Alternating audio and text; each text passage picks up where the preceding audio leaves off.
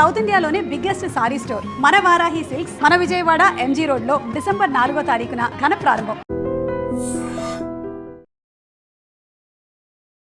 నమస్తే, నేను Kavitha. Welcome to I dream. మనం ఆనందంలో ఉన్నా లేకుంటే దుఃఖంలో ఉన్నా, విజయాన్ని సాధించిన ఓటమి చెందిన దేనికైనా మేము భగవద్గీతనే డిపెండ్ అవుతున్నాం అనే వాళ్ళ మాట ఈ మధ్య కాలంలో విపరీతంగా పెరుగుతోంది. యాక్చువల్గా భగవద్గీత అంటే ఏంటి? ఒక గ్రంథమా, లేకుంటే ఆధ్యాత్మిక సారాన్ని చూపినటువంటి పుస్తకమా, యూజర్ మాన్యువలా?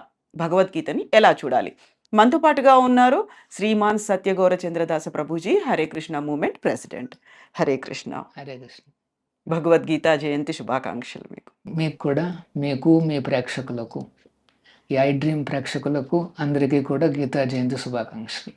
సో గీత, భగవద్గీత, మనం దాన్ని భగవద్గీత గురించి మాట్లాడుకుంటూ ఉంటాం.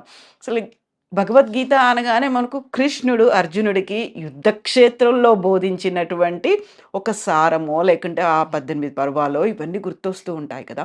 ఇది కాకుండా యాక్చువల్గా ఇప్పుడు జనరేషన్కి భగవద్గీత అంటే దాన్ని మళ్ళీ 5000 సంవత్సరాలకు పూర్వం ఇది ఉద్భవించింది. దాన్ని ఇప్పుడు మనం జయంతిగా జరుపుకుంటున్నాం. గీతా జయంతిగా జరుపుకోవాల్సిన అవసరం ఏముంది? సో ఈ రోజున గీతా జయంతి మొత్తం ప్రపంచం అంతా కూడా సెలబ్రేట్ చేసుకుంటున్నారు. గీతా జయంతి అంటే మన భాషలో చెప్పాలంటే బర్త్డే. 5000 సంవత్సరాల క్రితము దేవాది దేవుడు శ్రీకృష్ణుడు తన భక్తుడు అర్జునుడికి చెప్పిన జీవిత రహస్యాలు ఈ భగవద్గీత. సో అందుకని గీతా జయంతి అనేసి మనం ప్రతి సంవత్సరం కూడా సెలబ్రేట్ చేసుకుంటాం. యాక్చువల్గా అదొక సంవాదం, అంటే కన్వర్జేషన్ అన్నమాట. అర్జునుడు తనకున్న డౌట్స్ అన్ని అడుగుతున్నాడు.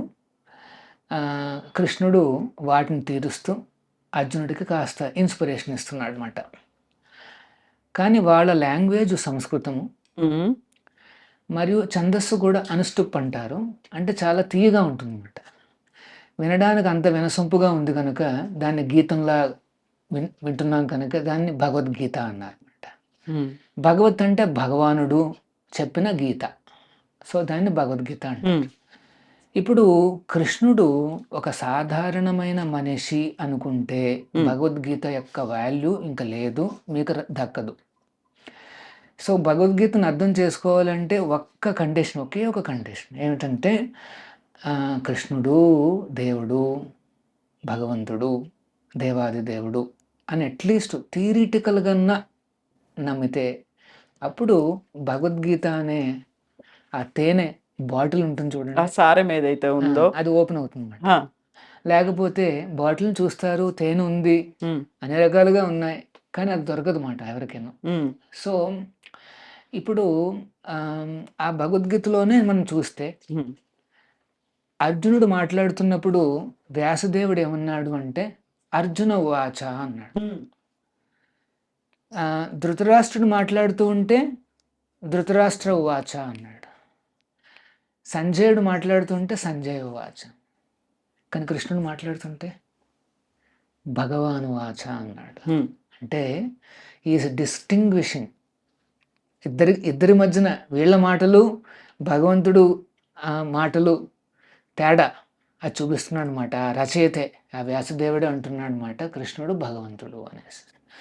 సో మరి ఈ భగవద్గీతలో ఏం జరిగింది యాక్చువల్గా కాంటెక్స్ట్ ఏమిటంటే చాలా సింపుల్. అర్జునుడు మనకు తెలుసు లీడింగ్ కమాండర్, పాండవుల్లో ఒక లీడింగ్ పాండవ. అండ్ ఎన్నో రకాలుగా ఆయుధాలు సమకూర్చుకున్నాడు, ఎన్నో యుద్ధాలు చూశాడు, రక్తాన్ని చూశాడు, శత్రువులను చూశాడు.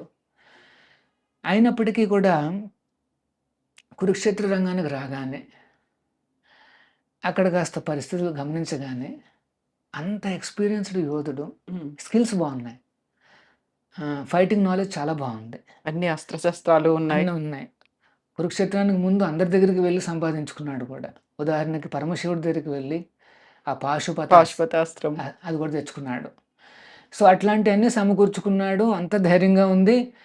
ఆ క్షణంలో ఒక మలుపు తిరిగిందన్నమాట. తన ముందు నించుంది ఎవరా అనేసి కాస్త పరిశీలనగా చూస్తే అక్కడ కనిపిస్తున్నారు తాతగారు, గురువులు, తండ్రి సమానులు, ఎంతోమంది బంధువర్గాలు అనిపించిందన్నమాట. యుద్ధం తర్వాత వీరందరూ ఉండరు, ఎక్కడో కలుక్కుమంది. ఫ్యామిలీ కాన్ఫ్లిక్ట్లు, కాస్త ఒత్తిళ్ళు, స్ట్రెస్లు, టెన్షన్లు అంటాను చూడండి, అవన్నీ కలిపి ఒకేసారి వచ్చాయి అర్జునుడికి. సో అంత పెద్ద యోధుడు ఈ కాన్సిక్వెన్సెస్ అన్నీ తెలుసుకొని వెంటనే కూర్చుని పోతాడు. రథం మీద కూర్చుంటే, కృష్ణ నా వల్ల కాదు, నేను ఫైటింగ్ చేయను, కావాలంటే అడవికి వెళ్ళిపోయి అడుక్కునన్నా తింటాను, కానీ రాజ్యపాలన నాకు వద్దు, ఇంకా నాకు రాజ్యపాలన వద్దు. ఒకవేళ వాళ్ళే ఎంజాయ్ చేస్తానంటే చేయను అంటాడు. అంటే ఒక రకంగా సన్యాసం సన్యాసానికి వెళ్ళిపోతాడు అనమాట. సో మరి ఆ స్థితిలో ఉన్న అర్జునుడిని అక్కడ అంత సీన్ కట్ చేస్తే ఒక 1/2 అవర్ 40 minutes ఉంటుంది కన్వర్జేషన్ ఇద్దరి మధ్యన. అదే భగవద్గీత అంటే 700 శ్లోకాలు అంతే. అది వినగానే అర్జునుడు ధైర్యంగా నించుని తన పరాక్రమం అంతా చూపించి ఫైటింగ్ చేసి విజయాన్ని సాధిస్తాడు. ఏమిటి మరి కృష్ణుడు ఏం చెప్పాడు అది అంటే, ఏదో పర్స్పెక్టివ్ చేంజ్ చేశాడు. అప్పటి వరకు అర్జునుడు thinking, logical thinking, moral thinking, చాలా థింకింగ్లు ఉన్నాయి. అది అసలు భగవద్గీతలో చూస్తే ఎన్నో ప్రశ్నలు వచ్చాయి. ఆ యాంగిల్స్ అన్నిటినీ కూడా ఉపయోగించినా సరే అర్జునుడు బయటపడలేకపోయాడు. అంటే నేనేం చేయాలి అనేసి నెక్స్ట్ స్టెప్ ఏంటని అర్థం కాలే, కన్ఫ్యూజన్ అయిపోయాడు. వెంటనే కృష్ణుడిని, కృష్ణ నిన్ను గురువుగా నేను యాక్సెప్ట్ చేస్తున్నాను, ఇంకా నేను ఫ్రెండ్లీ టాక్స్ ఏం మాట్లాడినాను. ఎందుకంటే ఫ్రెండ్స్ అంటే నువ్వు మాట్లాడుతావు, నేను మాట్లాడతాను, నీది కరెక్ట్ నాది కరెక్ట్ అట్లా ఉంటుందన్నమాట. కానీ గురువు అంటే ఏంటంటే ఆయన చెప్పిన వినాలి. సో నేను శిష్యస్తేహం సాది మాం త్వాం ప్రపన్నం, నిన్ను గురువుగా నేను యాక్సెప్ట్ చేస్తున్నాను, నన్ను శిష్యుడిగా భావించు అని చెప్పి అప్పుడు అర్జునుడు వింటాడనమాట కృష్ణుడు ఏం చెప్తున్నాడు అనేసి. సో ఆ కృష్ణుడు చెప్పిన పర్స్పెక్టివ్ వినగానే దాన్ని immediately Arjuna stood up with confidence, ఈ ఫాట్ టు విక్టరీ, అంటే ఆ విజయాన్ని సాధించాడు అనమాట. సో మరి ఏమిటి ఇందులో ఏముంది, అందరూ చాలా ఉత్సుకతతో ఉంటుంది, అంటే చాలా యాంగిల్స్లో మనం చూడొచ్చు. కానీ ఒక ఎగ్జాంపుల్ చెప్తాను. మొన్న నేను ఒక స్కూలు యాన్యువల్ ఫంక్షన్ కూడా వెళ్ళాను అనమాట. అంటే పిల్లలకి చెప్పాలి కదా మరి భగవద్గీతలో ఏముంది అనేసి. సో స్కూళ్ళల్లో చదివితే, మనం కాలేజీల్లో చదివితే, యూనివర్సిటీల్లో చదివితే మనకి చాలా స్కిల్స్ వస్తాయి, టెక్నాలజీస్ అర్థమవుతాయి. ఎగ్జాక్ట్లీ లైక్ అర్జునుడు చాలా స్కిల్స్ వచ్చాయి, టూల్స్, యారోస్, అస్త్రాస్, అన్ని రకాల ప్రొసీజర్స్ అన్నీ బాగా అర్థమైనాయి. కానీ ఏదో లోపం ఉంది, ఏదో మిస్ అవుతుంది. అన్నీ ఉన్నా కానీ డౌన్ అయిపోయాడు ఆయన. సో నేను అదే చెప్పాను అనమాట, మీకు స్కూళ్ళల్లోనూ, కాలేజీల్లోనూ, యూనివర్సిటీల్లోనూ అన్ని రకాల టెక్నాలజీస్ చెప్పచ్చు. చిన్నప్పటి నుండే maybe you are expert in AI, artificial ఇంటెలిజెన్స్లో కూడా మీరు బాగా నేర్చుకోవచ్చు, అన్నీ ఉంటాయి. అయినప్పటికీ ఏదో మిస్ అవుతోంది. ఏమిటా మిస్ అవుతోంది? ఈ టెక్నాలజీస్ కానీ, ఈ టూల్స్ కానీ మనం గమనిస్తే అవి ఒక నైఫ్ లాంటిది, కత్తి. ఇప్పుడు సర్జన్ చేతిలో కత్తి ఉంది, ఒక టెర్రరిస్ట్ చేతిలో కత్తి, అదే కత్తి ఉంది. మరి తేడా ఎక్కడొచ్చింది? సర్జన్ కూడా కోస్తున్నాడు, టెర్రరిస్ట్ కూడా కోస్తున్నాడు. కానీ సర్జను రక్షించడానికి చేస్తున్నాడు, వీడు చంపడానికి చేస్తున్నాడు. ఈ మధ్య కాలంలో మనం డాక్టర్లను చూసాం, ఎంతమంది డాక్టర్లు మనకి ప్రాణాన్ని పోస్తూ ఉంటే అక్కడ పట్టుకున్నటువంటి ఫరీదాబాద్లో పట్టుకున్నటువంటి డాక్టర్లు వైట్ కాలర్ టెర్రరిజం అనేది మనం చూసాం. అంటే అదే నైఫ్, కానీ దాన్ని మంచు కోసం వాడచ్చు, చెడ్డ కోసం వాడచ్చు. ఆ వివేకాన్ని ఇచ్చేదే భగవద్గీత. మీకున్న టూల్స్, టెక్నాలజీస్ ఇవన్నీ ఉన్నాయి సరే, అదొక నైఫ్ ఇచ్చారు నీ చేతికి.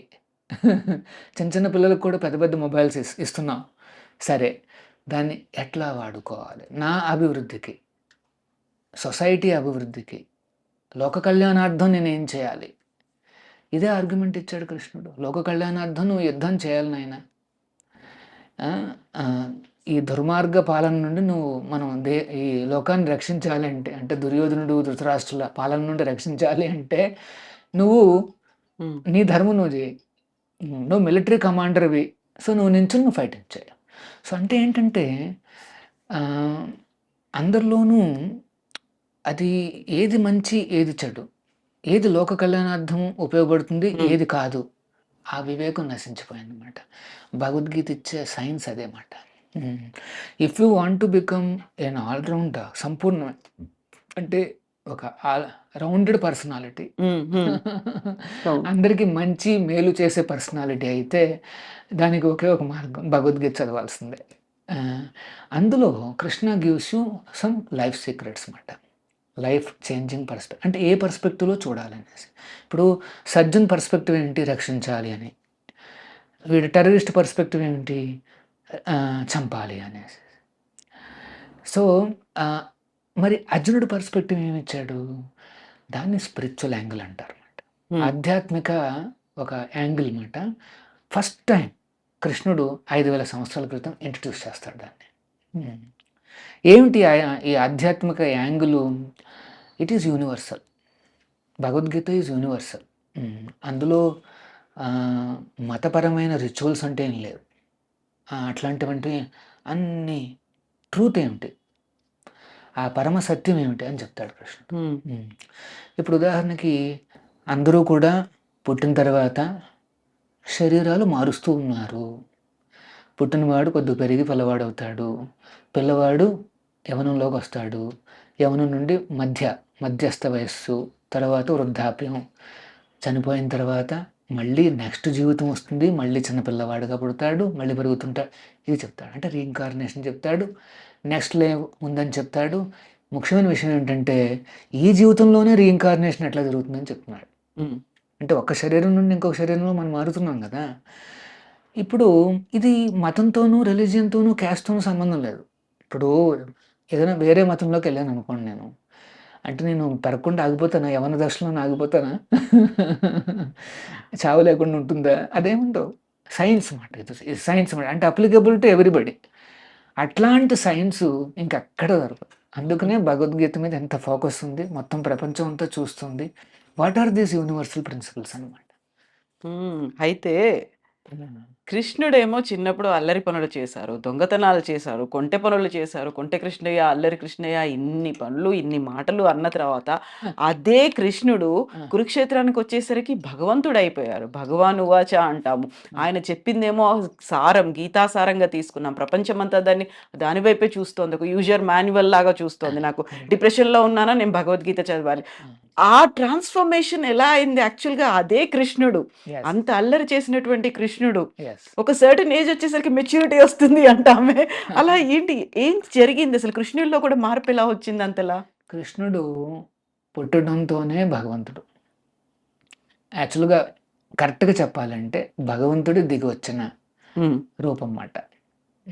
సో స్వయం భగవాన్ ఈజ్ కృష్ణ, కృష్ణస్తు భగవాన్ స్వయం అన్నారు. ఆ దేవాది దేవుడు ఈ లోకం నుండి డిస్కనెక్ట్ కాదు. అంటే దేవుడు వేరు, ఈ లోకం వేరనేసి కాదు. ఈ హ్యాస్ సమ్ ఇంట్రెస్ట్. సో అప్పుడప్పుడు దిగి వస్తాడు, కృష్ణుడే దిగి వస్తాడు. వచ్చినప్పుడు తను ఏం చేస్తాడంటే షడ్ ఐశ్వర్యాలను చూపిస్తాడు. షడైశ్వర్యాలు అంటే 6 రకాల ఐశ్వర్యాలు అన్నమాట. భగవంతుడిలో అనంతంగా ఉంటాయండి. ఒకటి ఏంటంటే రూపమాధుర్యం, తన అందచందాలు చూపిస్తాడు. తర్వాత రెండోది ఏంటంటే పవర్, పర్సనల్ స్ట్రెంగ్త్. గోవర్ధన పర్వతాన్ని ఎత్తుతాడు. 7 ఏళ్ల వయస్సులో అంత పెద్ద పర్వతం. పుట్టగానే పూతను చంపుతాడు. అంటే he is not become God after some time, but actually from the day 1 3 రోజుల్లోనే పూతన వచ్చేస్తుంది, 3-4 రోజుల్లో, ఒక వారం లోపల వచ్చేస్తుంది ఆవిడ. సో తన పవర్ని కూడా చూపించాడు. ఇంకొక ఐశ్వర్యం ఏమిటంటే నాలెడ్జ్ అన్నమాట. భగవంతుడు ఆ నాలెడ్జ్ని ఈ భగవద్గీత రూపంలో కూడా ఇచ్చాడు అనమాట. అంటే he's exhibiting his power sir, అంటే ఆ అపులెన్సెస్ అన్నమాట. ఎందుకు ఏదన్నా పర్సనాలిటీ అట్రాక్టివ్గా ఎప్పుడు మారతాడంటే when a person becomes attractive. ఇది ఆచార్యులు వారు అంటే మన సేజెస్ అనలైజ్ చేశారన్నమాట. When a personality becomes very attractive. ఎవరికైతే బాగా డబ్బులు ఉంటాయో హీల్ బికమ్ అట్రాక్టివ్. అంటే అందమని కాదు, దెర్ ఈస్ సమ్ అట్రాక్షన్. అవును. ఇప్పుడు టెంపుల్కి సే అంబానీ వస్తున్నాడు అనుకోండి, మనం పీస్ఫుల్గా ఇట్లా చేసుకోలేం, చాలామంది వస్తారు చూడ్డానికి. సరే, రెండోది ఏంటంటే సేమ్ బ్యూటీ, సే సమ్ గొప్ప హీరోయిన్ లేదా హీరో ఎవరో వచ్చారనుకోండి, ఎగైన్ మనల్ని పట్టించుకున్న వాళ్ళు ఉండరు. నెక్స్ట్ పవర్, సే సీఎం గారు వస్తున్నారు, పిఎం గారు వస్తున్నారంటే obviously that is more attractive event మాట. తర్వాత నాలెడ్జ్ ఉన్నవాళ్ళు, అప్పుడు మనం క్లాస్లో చూస్తుంటామండి, a may not look very attractive, I mean beauty wise, కానీ ఆ విజ్డమ్లో నాలెడ్జ్ బాగా ఉంటే automatic there is some attraction is there. ఓ నెంబర్ 1 రా క్లాస్లో అనేసి అందరి అటెన్షన్ వస్తుంది అన్నమాట. ఇంకోటి ఏంటంటే రినౌన్సియేషన్ కూడా అట్రాక్టివ్. ఎవరైనా ఈ ప్రపంచాన్ని త్యజించారు, మానవ కళ్యాణం కోసం పనిచేస్తున్నారంటే వాళ్ళు కూడా అట్రాక్టివ్. ప్రజలు they will give respect and attention to them. So they analysed this and then they said this 6 opulences attracts everybody's attention, and who is having these opulences in full is God. అది this the definition. మనం చూస్తుంటాం ఇవన్నీ అపులెన్సెస్ అందరికీ ఉంటాయి, కానీ ఎవరికైతే ఫుల్గా ఉంటాయో that is God and that is Krishna. మీరు కృష్ణుడిలో చూసింది ఇదే. చిన్నప్పుడు ఆ లీలా మాధుర్యాన్ని చూపించాడు, ఆ తర్వాత అవసరమైతే తన ఆ నాలెడ్జ్ని కూడా, జ్ఞానాన్ని కూడా ఇచ్చాడు అర్జునుడికి. ప్రథమ గురువుగా, జగద్గురువుగా ఆయన కొనియాడేవాళ్ళు చాలామంది ఉన్నారు. అట్లా మాట is a complete personality of Godhead. ఏ లోపము లేని సంపూర్ణమైన supreme personality of Godhead, అదే కృష్ణుడు. ఇప్పుడు మనం జెన్జీ గురించి మాట్లాడుకుంటున్నాం. అంత అవైలబుల్గా ఉంది, ఏ టెక్నాలజీ ఉంది, అంతా మన మొబైల్లోనే సమస్తం ఉంది. పర్ప్లెక్సిటీ కావచ్చు, లేకపోతే చాట్ జీపీటీ కావచ్చు, జెమినై కావచ్చు, ఏది అడిగినా కానీ నాకు ఇలా విత్ ఇన్ ఫ్రాక్షన్ ఆఫ్ సెకండ్స్లో అన్నీ అవైలబుల్గా ఉన్నప్పుడు ఇది కదా నాకు చాలా హ్యాండీగా ఉంది. నేను ఎక్కడికి వెళ్ళినా, ఏ సమయంలో అడిగినా, ఏ సందర్భం గురించి అడిగినా ఇమ్మీడియట్గా నాకు కావాల్సినటువంటి ఆన్సర్స్ అన్నీ వచ్చేస్తున్నాయి ఇక్కడ. Then why Bhagavad Gita? అందులోనే అన్నిటికీ ఆన్సర్ ఉంది అని ఎలా చెప్తారు మీరు? కరెక్ట్. యాక్చువల్గా రీసెంట్గా ఒక రీసెర్చ్ జరిగింది. ఈ మొబైల్స్ ఉన్నాయి, సోషల్ మీడియా పెరిగింది, కనెక్టివిటీ పెరిగింది. కనెక్టివిటీ పెరిగి లోన్లీనెస్ పెరుగుతోంది.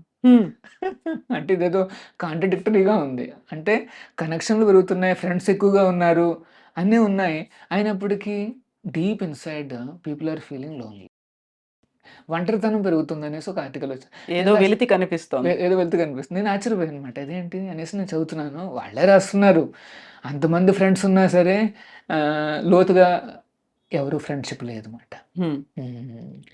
అంతా ఏమంటారు, ఒక రకమైన ప్రొఫైల్ ఏదో క్రియేట్ చేసుకుని దాన్ని కాపాడుకుని, అంటే అది మనం కాకపోవచ్చు కూడా, లేకపోతే వేరే వాళ్ళు రెస్పాండ్ అవుతారు, వాళ్ళు కూడా కాకపోవచ్చు. అట్లాంటి వాటి అంటే fake, there is a falsity ఉందన్నమాట. అంటే దెర్ డీపర్గా రిలేషన్స్ పెంచుకోవడానికి ఎవరితో పెంచుకోవాలో తెలియదు కూడా. ఇన్ఫ్యాక్ట్ ఎనీబడితో మనం కాస్త ఫ్రెండ్షిప్ పెంచుకోవాలనుకున్న భయం, ఎట్లాంటి వాళ్ళో తెలియదు అన్నమాట. ఎందుకంటే ప్రొఫైల్ చూసి మనం అదే నిజం అనుకుంటే కరెక్ట్ కాదన్నమాట. అందుకనే Bhagavad Gita is advising it is better to depend on your true friend.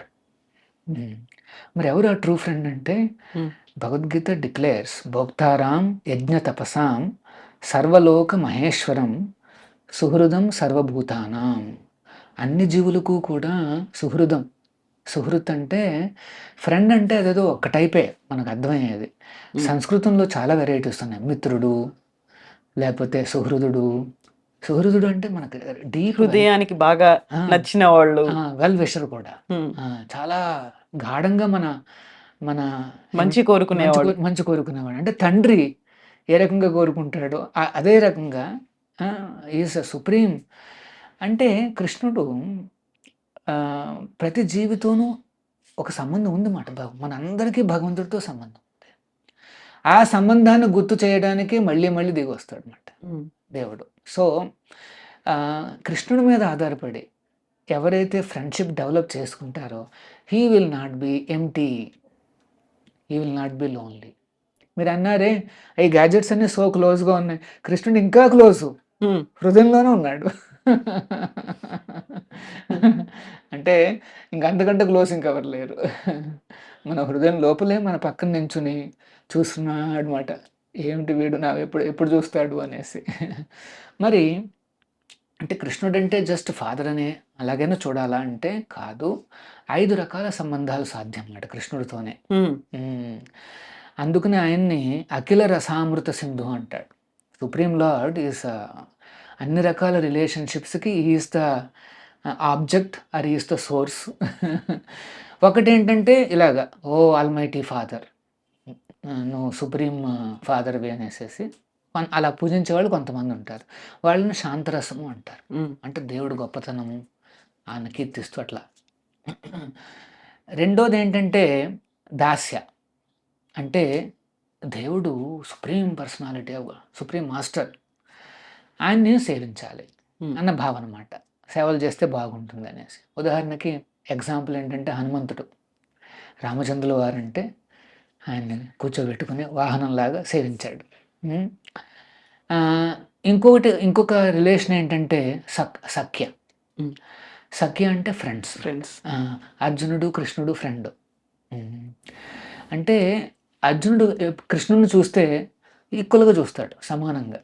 ఇప్పుడు ఉదాహరణకి 4వ చాప్టర్లో కృష్ణుడు ఏమంటాడు అంటే, నేను ఈ భగవద్గీత జ్ఞానాన్ని ఎప్పుడో సూర్యదేవుడికి ప్రసాదించాను అంటాడు.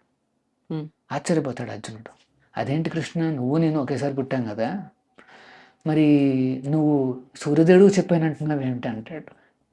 అప్పుడు కృష్ణుడు అంటాడు, అజోపి సన్ అవ్యయాత్మ, అర్జున నా శరీరంలో మార్పులు ఉండవు. అవ్యయాత్మ, నేను ఐఎమ్ ఏ స్పిరిచువల్ పర్సనాలిటీ, నా శరీరంలో మార్పులు ఉండవు, కానీ నీ శరీరం మారుతూ వస్తుంది. అందుకు యాక్చువల్గా శరీరం మారితే మరుపు వస్తుంది, మర్చిపోతాం అన్నమాట. మన మరుపు ఎందుకు వస్తుందంటే డే టు డే మన శరీరాలు మారిపోతున్నాయి కనుక. But let us is a fixed personality, శరీరం ఇంకా మార్పులే ఉండవు. పర్టికులర్లీ బియాండ్ యవన Krishna you will not see old. అవును, అక్కడే ఆగిపోయాడు అనిపిస్తుంది. అక్కడే ఆగిపోయాడు అనిపిస్తుంది అనమాట. ఆల్వేస్ లుక్స్ నవయవ్వనం చ. సో మరి వెంటనే ప్రశ్న అడుగుతాడు, ఎందుకంటే ఫ్రెండ్ కింద భావిస్తున్నాడు కనుక ఆ క్వశ్చన్ వస్తుందన్నమాట. సో అది సఖ్య. తర్వాత వాత్సల్య, అంటే అందరూ దేవుణ్ణి ఫాదర్ అంటే కృష్ణుడు కొడుకు అయిపోతాడు ఇక్కడ. యశోద నందమహల మందర అంటే దేవుడికే మీరు ఫాదర్ కావచ్చు. ఆ తత్వం మన సంప్రదాయంలోనే లభిస్తుందన్నమాట, సనాతన సంప్రదాయంలో లభిస్తుందన్నమాట. అంటే దేవుణ్ణి తండ్రిగా కొలిచేవాళ్ళు సరే, దేవుణ్ణి పిల్లవాడుగా మరి తీసుకోవచ్చు అంటే అవును సాధ్యం అని చెప్తాం అనమాట. నెక్స్ట్ ఇంకోటి ఏంటంటే కొంతమంది దేవుణ్ణి పెళ్లి చేసుకోవాలనుకుంటారు. Even that is permitted. వీటిని 5 రకాల అంటే ఇట్స్ కాల్డ్ రస. 5 ప్రైమరీ రసాస్ అన్నమాట.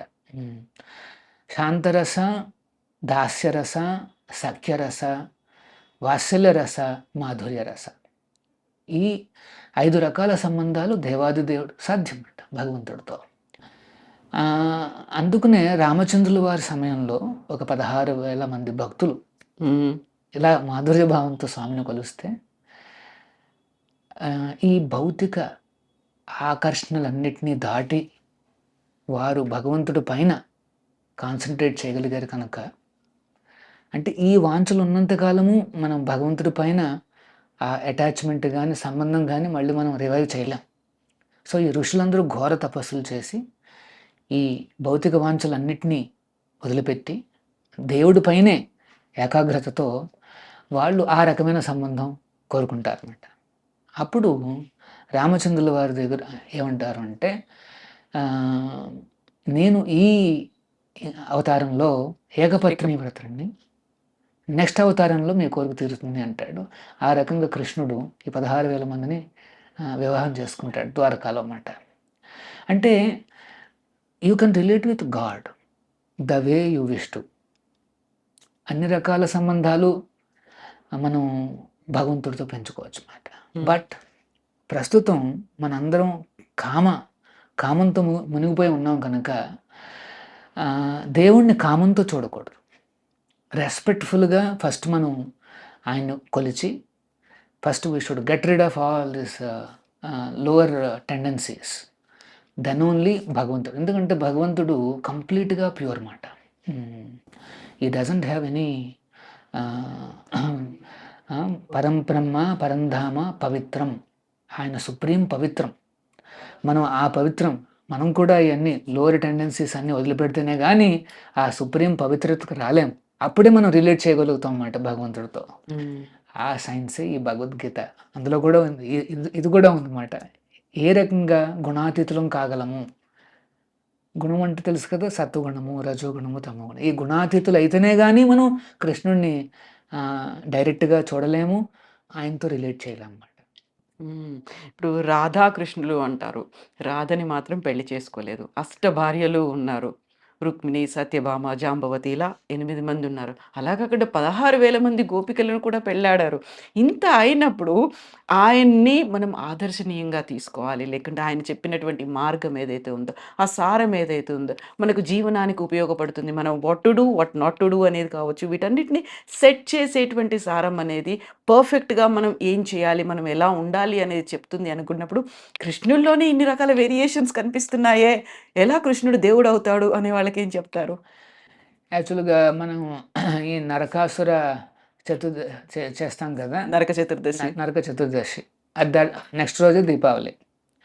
నరక చతుర్దశి అంటే నరకాసురుడు ఎంతోమంది రాజులను ఓడించేసి వాళ్ళ దగ్గర ఉన్న వాళ్ళ కన్యలను, భార్యలను, వీళ్ళందరినీ దొంగిలించి, భార్యలు కాదు కన్యలందరినీ దొంగిలించి, అంటే దొంగిలించి అంటే తన రాజ్యానికి తరలిస్తాడు.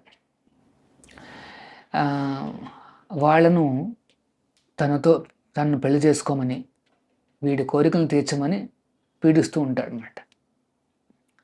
అప్పుడు కృష్ణుడు తన భార్య సత్యభామ ఇద్దరూ కలిసి గరుడు మీద ప్రయాణం చేసి నరకాసురుడి వద్దకు వెళ్తారన్నమాట. వెళ్ళినప్పుడు సరే అక్కడ అది మనం కాస్త కట్ చేస్తే యుద్ధం పూర్తయింది, నరకాసురుడు చనిపోతాడు. అప్పుడు కృష్ణుడు వాళ్ళని విడిపించడానికి, చెర నుండి విడిపించడానికి వెళ్తాడు అన్నమాట.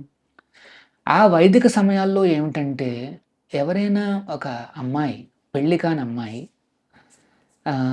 ఇంటి నుండి 3 రోజుల పాటు లేకపోతే ఇంక పెళ్లి కాదు.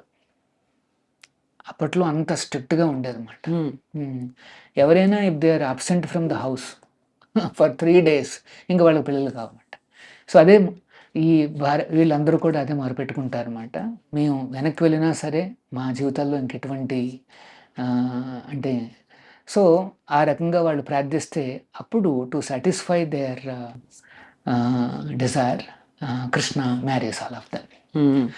మరి మ్యారేజ్ చేసుకుని ఏ రకంగా భగవంతుడు మరి సంసారం చేశాడు అనేసి అంటే ఇక్కడ మనుషులా కాదు, ఎంతోమంది పెళ్ళాలు ఉన్నారు కదా, ఒకరోజు ఒక ఇంటికి, రెండో రోజు రెండో ఇంటికి, 3 కాదు, 16,108 రూపాయలు ఎత్తుతాడు కృష్ణుడు. ఆ ఒక్కొక్క రూపంతో, ఒక్కొక్క భార్యతో ఒక ఐడియల్ గృహస్థగా ఎట్లా ఉండాలనేసి మానవ సమాజానికి చూపిస్తున్నాడు. ఆ గృహస్థ ధర్మం కూడా చాలా ఇంపార్టెంట్ ధర్మం కనుక బ్రహ్మచర్యంలో ఎట్లా ఉండాలి. గురువు దగ్గరికి వెళ్ళాడు, సాందీపుని ముందు దగ్గరికి వెళ్ళాడు, గురువు ఆశ్రయాన్ని పొందాడు, ఆయన చెప్పిన 64 కళలు నేర్చుకున్నాడు, ఆయన గురుదక్షిణ ఇచ్చాడు. అలాగే గృహస్థ ధర్మంలో పెళ్లి చేసుకున్నాడు, వివాహం చేసుకున్నాడు. ఏ రకంగా తెల్లవారుజామునే లేవాలి, బ్రహ్మముహూర్తంలో లేవాలి, అట్లాగా అన్నీ చూపించాడు కృష్ణుడు. సరే తర్వాత ఒక యోధుడుగా, రాజుగా, ఒక క్షత్రియుడిగా ఎన్నో రకాలుగా Krishna has set a standard అనమాట. ఇప్పుడు అక్కడ అర్జునుడు యుద్ధం చేయడానికి వెనకాడుతున్నారు. ఎందుకు అంటే అక్కడ ఉన్న వాళ్ళందరూ తన వాళ్ళందరినీ సంహరించి ఆ రాజ్యాన్ని పొందడం ఇష్టం లేక. కాకపోతే కృష్ణుడు మోటివేట్ చేస్తాడు, ఎంకరేజ్ చేస్తాడు, ఆ తర్వాత వచ్చే ఫలితం గురించి చెప్తాడు. ఏమవుతుంది, వీళ్ళని ఎందుకు సంహరించాలి, వచ్చేదేంటి అని అక్కడ ఫలితం అనేది కనిపిస్తోంది. బట్ అదే కృష్ణుడు నిష్కామ కర్మ గురించి ఎందుకు చెప్తాడు? మీరు ఫలితాన్ని ఆశించకుండా చేసేయండి, మిగతా అదంతా నేను చూసుకుంటాను అనే మాట ఎందుకు వస్తుంది అక్కడ? అంటే కృష్ణుడు కర్మణ్యేవాధికారస్తే మా ఫలేషు కదాచన అని మన ఫేమస్ శ్లోకం ఉంది. దాని అర్థం ఏమిటంటే ఆ, మనం ఫలితం మీద అన్నెసెసరీగా కాన్సన్ట్రేట్ చేస్తే టెన్షన్లు, యాంగ్జైటీస్ వస్తాయి. అంటే ఫ్యూచర్, ఇప్పుడు ఉదాహరణకు ఒక స్టూడెంట్ ఉన్నాడు, ఎగ్జామినేషన్స్కి ప్రిపేర్ అవుతున్నాడు. అది కాంపిటేటివ్ ఎగ్జామ్, ర్యాంక్ మంచిది వస్తేనే ఫ్యూచర్ బాగుంటుంది, సరేనా? సో ఆ ర్యాంక్ వస్తుందా రాదా, కాస్త తేడాగా వస్తుందేమో అంటే ఫలితం గురించే ఆలోచిస్తున్నాడు అన్నమాట.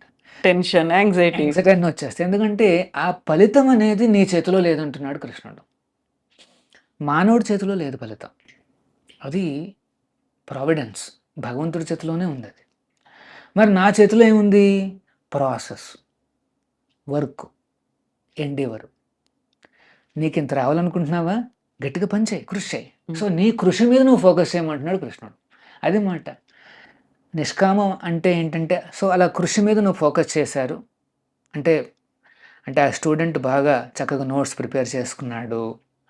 ఎగ్జామినేషను, ఆ కాంపిటేటివ్ ఎగ్జామినేషన్ ముందు ఒక హాఫ్ అన్ అవర్, కొన్ని గంటల ముందు వరకు కాస్త అదంతా చేసుకున్నాడు.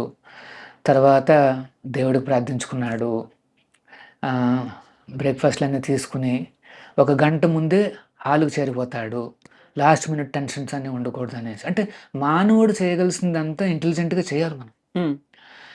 అదంతా చేరుకుని ఇంకా ఫ్రెండ్స్తోనూ కాస్త యాంగ్జైటీ టాక్స్ ఏమి ఉండవు, ఏదో గుర్తు తెచ్చుకొని అలాగా దేవుని తలుచుకుంటూ పీస్ఫుల్గా ఉంటాడు అన్నమాట.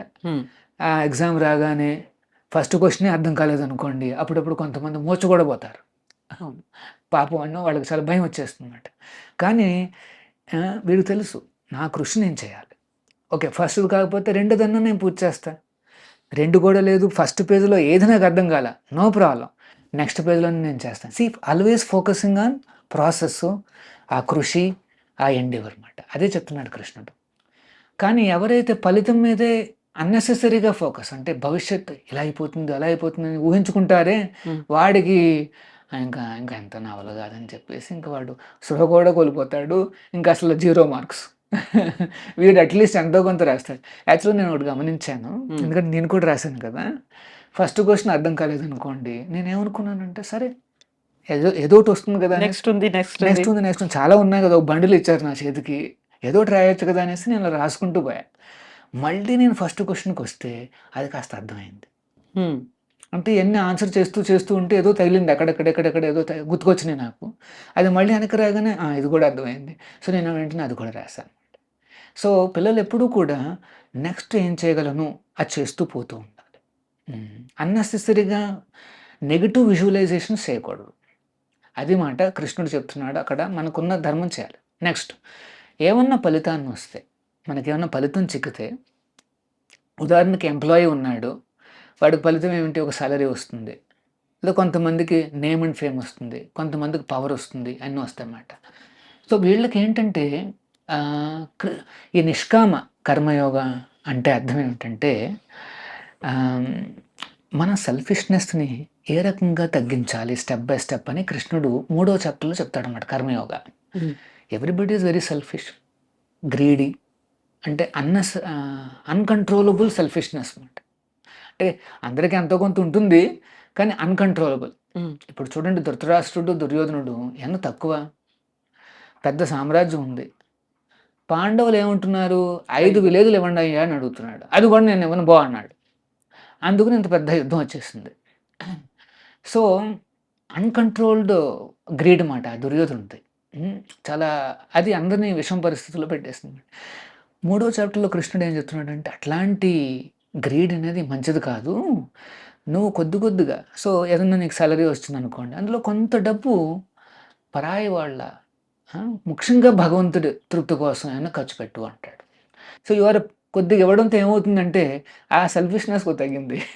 అంతా నాకే, 100 రూపాయలు నాకే అనుకుంటే అదో రకము. అందులో ఒక 10 రూపాయలు ఎవరికైనా ఇద్దాము, లేదా ఒక 5 రూపాయలు, లేదా ఒక 2 రూపాయలు ఎవరికైనా ఇద్దాము, ముఖ్యంగా దేవుడికి ఇవ్వాలని చెప్పబడింది శాస్త్రం. అది ఎందుకని నేను చెప్తాను. సో ఆ రకంగా చేస్తే దాన్ని ఏమంటారు అంటే ఫస్ట్ దాన్ని సకామ కర్మయోగ. అంటే వాడికి కామాలు ఉన్నాయి, నో ప్రాబ్లం, కానీ కొద్దిగా ఇస్తూ ఉండు అంటాడు. అది క్రమక్రమంగా మారి నిష్కామం అంటే ఏంటంటే నాకు ఏదైతే రియల్లీ రిక్వైర్డ్ అది మాత్రమే పెట్టుకొని మిగతాదంతా ఇచ్చేస్తాను నేను. లోక కళ్యాణార్థం, దైవ కార్యాలకు, సేవలకు, తద్వారా ప్రజలకు మంచి చేయడానికి నేను ఇస్తాననేసి ముందుకు వస్తారన్నమాట జనాలు. సో దానికోసం ఆ నిష్కామ కర్మయోగం అనేది ఈ 3వ చాప్టర్లో చెప్పాడు కృష్ణుడు అనమాట. To come out of the extreme selfishness. Self centred అయితే వాళ్ళు చాలా దుర్మార్గంగా ప్రవర్తిస్తారన్నమాట. తన కోసం, తన సుఖం కోసం ఇంకేమీ పట్టించుకోరు. ఈ కాలంలో చూస్తున్నాం, ఈవెన్ ఓన్ కుటుంబాల్లో ఇవన్నీ చూస్తున్నాం దుర్మార్గాలు. సో ఎవరైతే ఈ కర్మయోగాన్ని ప్రాక్టీస్ చేస్తారో అట్లీస్ట్ ఎంతో కొంత బయటకు పోతుందన్నమాట అది. సో అందుకనే చాలామంది భక్తులు ఇక్కడ అన్నదానాలకని లేకపోతే వీటికని వాటికని, ఇప్పుడు అన్నదానానికి ఇచ్చారనుకోండి దేవస్థానానికి, ఇప్పుడు ప్రతిరోజు మేము ఇక్కడ భోజనాలు పెడతాం, ఒక 400 దాకా మేము డైలీ మీల్స్ ఇస్తున్నాం. మరి ఆ మీల్స్ తీసుకునేది ఎవరు? ఇక్కడ దగ్గరలో ఉండే పేదవాళ్ళు, ఇక్కడికి వచ్చే విజిటర్సు, వీళ్ళందరూ చాలామంది పిల్లలు వస్తారు. ఒక 50 మంది 60 మంది పిల్లలు వస్తారు ఆ 300 400లో. వీళ్ళందరూ వచ్చి భోజనాలు చేసుకుంటారు. వాళ్ళకి ఏంటంటే దేవుడి కార్యము పూర్తయింది, వాళ్ళకు కూడా కాస్త సంతృప్తి వచ్చిందన్నమాట. అందుకనే అలా దైవ ఏమంటారు ఆ ప్రాసెస్లో చారిటీ అమ్మని చెప్పబడడం జరిగిందన్నమాట. అంటే త్రూ గాడ్లీ ప్రాసెస్ సమాజానికి సేవలు బాగా అందుతాయనేసి, త్రూ గాడ్లీ ప్రాసెస్ మనం చారిటీస్ ఇవ్వాలనేసి భగవద్గీతలో చెప్పబడింది అనమాట. సో ఆ రకంగా కృష్ణుడు ఈ నిష్కామ కర్మయోగాన్ని ఇంట్రడ్యూస్ చేశారు. చాలామంది they are focusing on this. ఎందుకంటే వాళ్ళకి అర్థమైందన్నమాట ప్రాసెస్ మీద, ఆ ప్రాసెస్ ఎక్సలెన్స్ మీద, నేను చేయాల్సిన ఎండెవర్ మీద మనసు పెట్టడం బెటరు. దాని మీద ఎంత మనం క్యాలిక్యులేట్ చేసుకున్నా యాంగ్జైటీ తప్పితే మనం చేసేది ఏం లేదు. అంటే యాక్షన్ ఈజ్ ఇంపార్టెంట్, మైండ్ కాదు, ఇక్కడ తిరుగుతుంది కాదు. సో నెగిటివ్ పిక్చర్లను పక్కన పెట్టేసేసి హ్యాపీగా నీ పని నువ్వు చేసుకోయ్యా అని చెప్తున్నాడు కృష్ణుడు. భగవద్గీతని ఎలా చదవాలంటారు? 700 శ్లోకాలు ఉన్నాయి. అందులో ఉందంతా సంస్కృతం. టీకా తాత్పర్యాలతో సహా తెలుగులో కావచ్చు, విభిన్నమైనటువంటి భాషల్లో అవైలబుల్గా ఉన్నప్పటికి కూడా ఒక్కొక్కరు ఒక్కొక్క పర్సెప్షన్తో చూస్తుంటే ఒక్కో రకమైనటువంటి అర్థం దాంట్లో ఉంటుంది. డిప్రెషన్తో ఉన్న వాళ్ళకి ఒకటి, మేనేజ్మెంట్ కోసం చదువుతున్న వాళ్ళకి ఒకటి, లీడర్షిప్ క్వాలిటీస్ చూస్తున్న వాళ్ళకి ఒకటి, ఒక్కొక్కరు ఒక్కొక్కరంగా కనుక చూస్తూ ఉన్నప్పుడు ఆన్ ద హోల్ మొత్తం గీతాసారాన్ని నేను ఒక కామన్ పబ్లిక్గా నేను ఎలా అర్థం చేసుకోవాలి, ఎలా చదవాలి అసలు? యాక్చువల్గా మంచి ప్రశ్న. ఇప్పుడు భగవద్గీతను చెప్పింది ఎవరు? శ్రీకృష్ణుడు. ఇంకొక వ్యక్తి ఎవరు అంటే అర్జునుడు. సో కృష్ణుడు చెప్తున్నప్పుడు ఒక ఇంటెన్షన్తో, ఒక ఉద్దేశంతో, ఒక బ్యాక్గ్రౌండ్తో ఆయన చెప్పాడు, దేవాది దేవుడు. అర్జునుడు కూడా అర్థం చేసుకున్నాడు. ఎలా అర్థం చేసుకున్నాడో అర్జునుడు చెప్పేస్తాడు భగవద్గీతలో. తను చెప్పేస్తాడు మాట, నష్టమోహం స్మృతిం లబ్ధ, నాలో ఉండే ఈ ఇల్యూషన్ అంతా పోయింది, అంధకారం అంతా పోయింది. నాకు స్మృతి అంటే మళ్ళీ నాకు జ్ఞాపకం వచ్చింది అంతాను, నా వాల్యూస్, నేను చేయాల్సిన ఫైటింగ్లు, ధర్మాలు అన్నీ గుర్తుకొచ్చాయి. అప్పుడు మర్చిపోయాడు యాక్చువల్గా, అన్నీ వదిలిపెట్టి కూర్చుని పోయాడు. సో కృష్ణుడు చెప్పింది కనుక ఆ కృష్ణ భక్తులే ఏమైనా వివరిస్తే, ఎవరైతే కృష్ణుని నమ్మి ఆయన చెప్పిన విధానం అర్థం చేసుకోగలిగితే దట్ ఈస్ ద బెస్ట్ కదా. ఇప్పుడు మీరు ఏదో స్టేట్మెంట్ ఇచ్చారు, అది చాలామంది అపార్థాలు చేసుకుంటారు. ఒక్కొక్కరిది ఒక్కో రకమైన పర్సెప్షన్ ఉంటుంది, ఎలా రిసీవ్ చేసుకున్నారనేది. కానీ నిజంగా ఏమిటని అడిగితే మీ దగ్గరికి వచ్చి అడగాలి. అవును, అంతేనా కదా. మరి ఇప్పుడు కృష్ణుడి దగ్గరికి వెళ్ళి అడిగేది అట్లాగా. అందుకని భగవంతుడు ఏం చేశాడు అంటే 4 పరంపరలు అనేవి ఆయన సృష్టించాడు అనమాట. Educational system.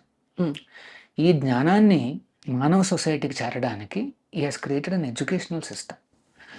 ఏంటి ఆ సిస్టమ్? దాన్ని పరంపర అంటారు అనమాట. ఇప్పుడు మా గురువు గారు 32వ ఆచార్యులు. ఏ పరంపర అయినా బ్రహ్మ మధ్వ గౌడీయ సంప్రదాయం అంటారు అనమాట. అంటే ఒరిజినల్గా బ్రహ్మదేవుడికి ఇచ్చాడు జ్ఞానం కృష్ణుడు. మనం భాగవతంలో చూస్తాం దాన్ని. బ్రహ్మదేవుడి నుండి ఆయన కొడుకు మానసపుత్రుడు నారదముని వారికి వచ్చింది.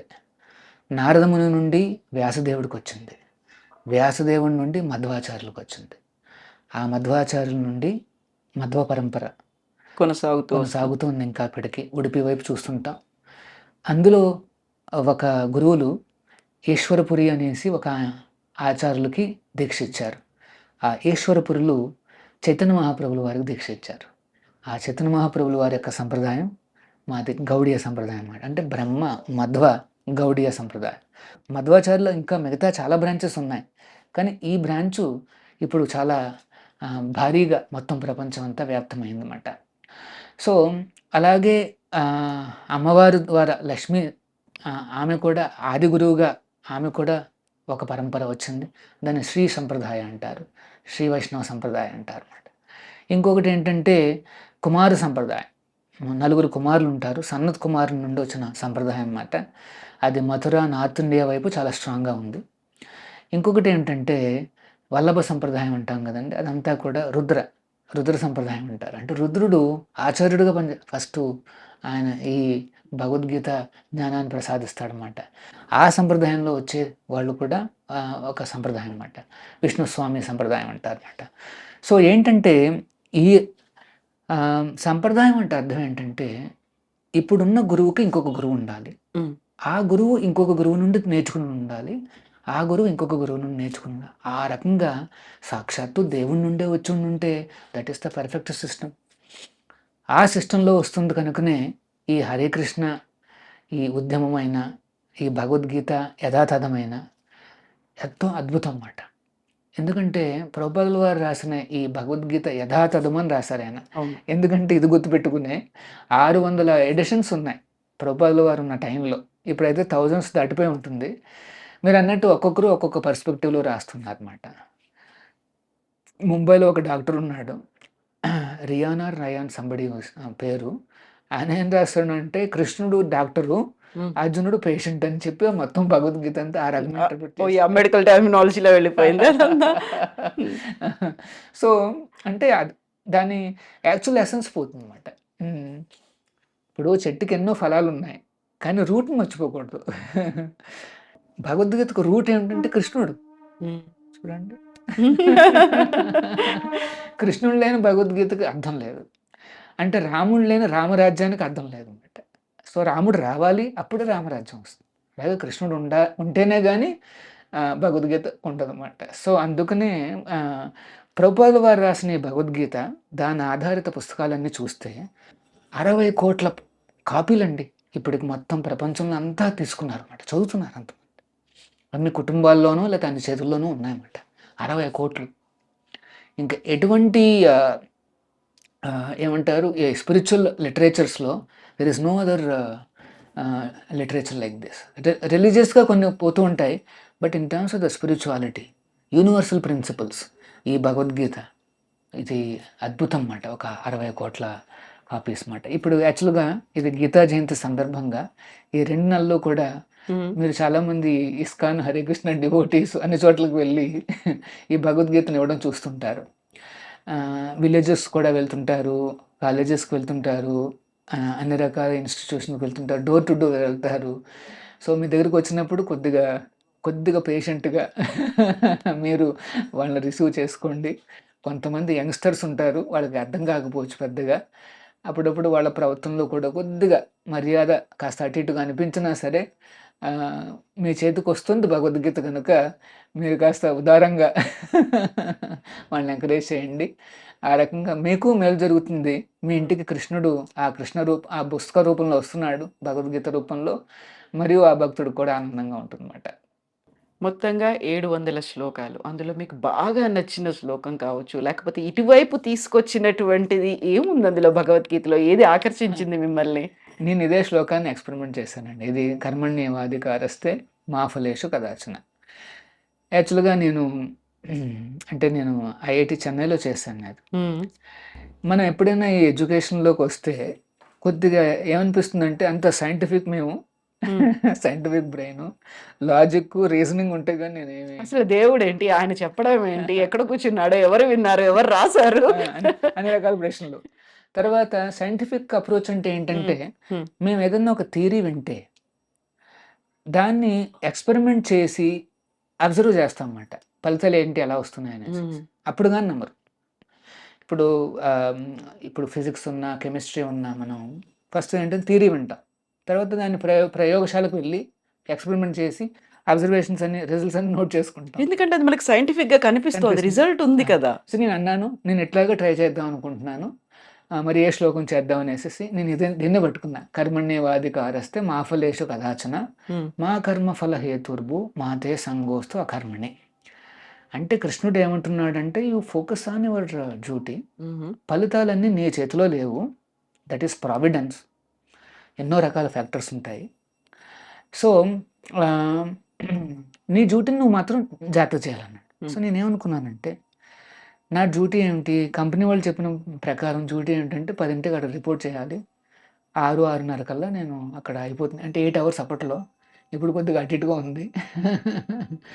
సో నేను అప్పటి వరకు చేసి వచ్చేసామన్నమాట. కాస్త వచ్చి కాస్త జపాలు లేకపోతే preparing for the next day work, కాస్త హోంవర్క్ అట్లా చేసుకుని little bit relaxing here and there అట్లా వెళ్ళి అన్ని రకాలుగా నా ధర్మాలు ఉంటాయి కదా. ఫ్యామిలీ ఉంటుంది, అంటే తల్లిదండ్రులు ఉంటారు, వీళ్ళు ఉంటారు, వాళ్ళు ఉంటారు, వాళ్ళందరూ ఉంటారు. సో అందరితోనూ కాస్త అవన్నీ స్పెండ్ చేసి ఆ రకంగా నేను చూస్తే ఏమైందంటే అన్నీ చక్కగా హోలిస్టిక్గా జరిగాయి. ప్లస్ 6 నెలల తర్వాత మాకు ఆ ప్రమోషన్కి రిజల్ట్స్కి అనౌన్స్మెంట్ వచ్చింది. నా ఫ్రెండ్స్ అందరూ కూడా చాలా కష్టపడి మిడ్ నైట్ వరకు కూడా ఆ ల్యాంపులన్నీ బర్న్ చేసేసి ఆయిల్నన్నీ చేసేసిన వాళ్ళు కూడా ఉన్నారు. నేను చక్కగా 7ంటికల్లా అక్కడ బయలుదేరిపోవడం, లేకపోతే 6:30 కల్లా బయలుదేరిపోవడం, ఇక్కడికి వచ్చేయడము, తర్వాత అంతా అని చేశాను.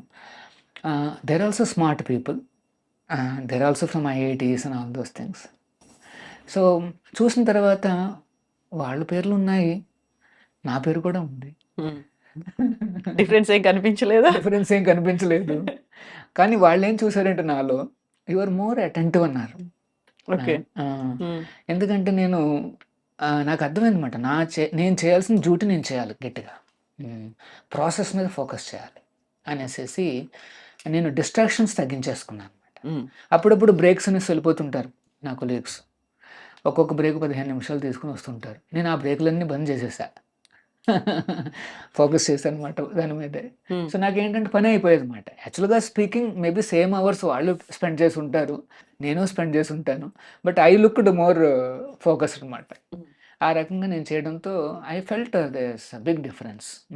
వర్క్ మీద చేస్తున్న కొద్దీ సేమ్ అవుతుందంటే నెక్స్ట్ స్టెప్ అనేది వచ్చేస్తుంటుంది మైండ్లోకి, అది చేసుకుంటూ వెళ్ళిపోవచ్చు అనమాట. ఇంకా లంచ్ బ్రేక్ ఒక 45 నిమిషాలు 50 నిమిషాలు అంటే అందరికీ ఒక పండుగలాగా ఉంటుంది అనమాట. ఎందుకంటే దే కెన్ మూవ్ అరౌండ్. నేను మాత్రం జస్ట్ 10 minutes అటు 15 minutes చేసేసుకుని ఇదే నా use to focus on the work. అప్పుడు అడిగేవారు అనమాట, అంటే ఎవరైనా మేనేజర్ కానీ లేకపోతే సూపర్వైజర్ కానీ వస్తేనే మనం కాస్త అటెంటివ్గా పనులు చేస్తుంటారు అప్పుడప్పుడు. ఈ కర్మయోగి అంటే ఏంటంటే ఈ సెల్ఫ్ డ్రివెన్. నేను చేయాల్సింది ఫుల్గా నేను చేస్తాను. ఐ విల్ టెల్ యూ ఒక ఎగ్జాంపుల్. ఈ కర్మయోగి అంటే ఒకసారి ఒక శిల్పి ఉన్నాడు, చాలా మంచి శిల్పి, ఆయన ఒక విగ్రహాన్ని తయారు చేస్తున్నాడు అనమాట. చేసిన తర్వాత ఇంకా పూర్తి అయిపోయింది, చాలా టైం తీసుకున్నాడు.